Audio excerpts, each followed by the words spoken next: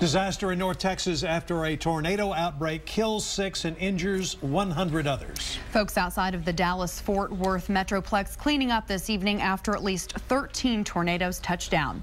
The worst hit area, Granbury, Texas. That's where an EF4 tornado with nearly 200-mile-an-hour winds cut through neighborhoods, leveling dozens of homes. KXAN's Omar Lewis kicking off our in-depth coverage today, live from Granbury.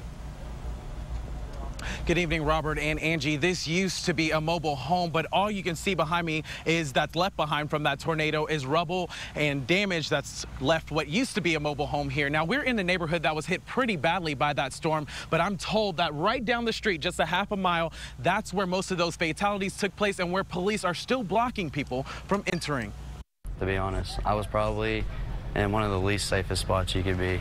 Today, Brendan Durant is just grateful to be alive. I thought it was my last. I just put my seatbelt on and grabbed the handles and prayed. He was praying for a miracle after being stuck in a truck as that tornado quickly barreled closer. The wind was so high that it was picking, like it was picking the side of the truck up a little bit as we were gassing it, trying to get away. And while he escaped without a scratch, his family business where he also lives, tools, I mean, you can see some of the filing stuff is laying back there, was left in shambles. He's now picking up the pieces and counting his blessings.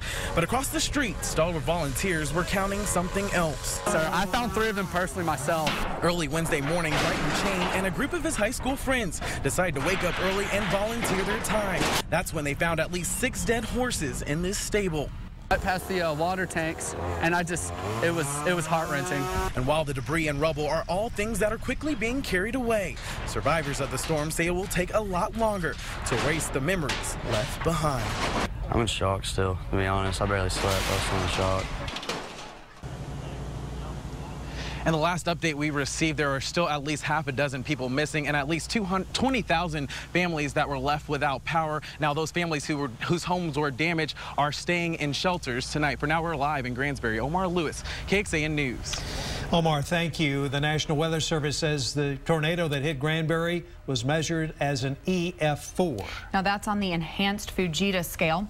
Going in depth, EF4 tornadoes pack winds ranging from 166 to 200 miles per hour. They are considered devastating, but are not the worst form of tornadoes. Those EF5 tornadoes have winds above 200 miles an hour.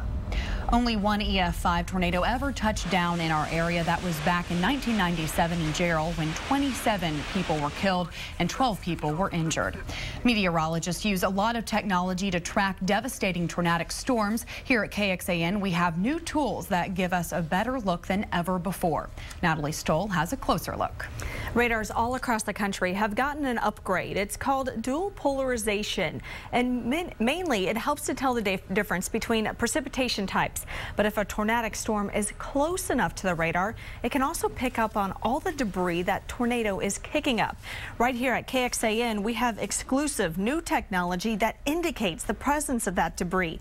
Radar researchers developed the Tornado Debris Signature, or TDS. It's the spinning gray ring you see right here. And during last night's storms, when we see this indication, we have a better idea of what's happening on the ground. There's a bunch of great new tools out there. Even social media has helped tremendously with getting weather data.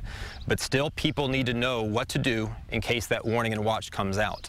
Preparedness is the key. So we can put out warnings minutes and sometimes even an hour ahead of time. But if people still don't heed that warning or get that warning, we still have disasters.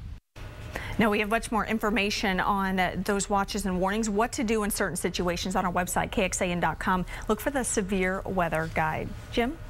Natalie, and on KXAN.com right now on the weather blog, I've posted the National Weather Service storm survey, including some incredible radar images that we were looking at last night that clearly told us there is a tornado in this storm. Also, some photographs the Weather Service has taken this afternoon. You'll find all of that on the weather blog.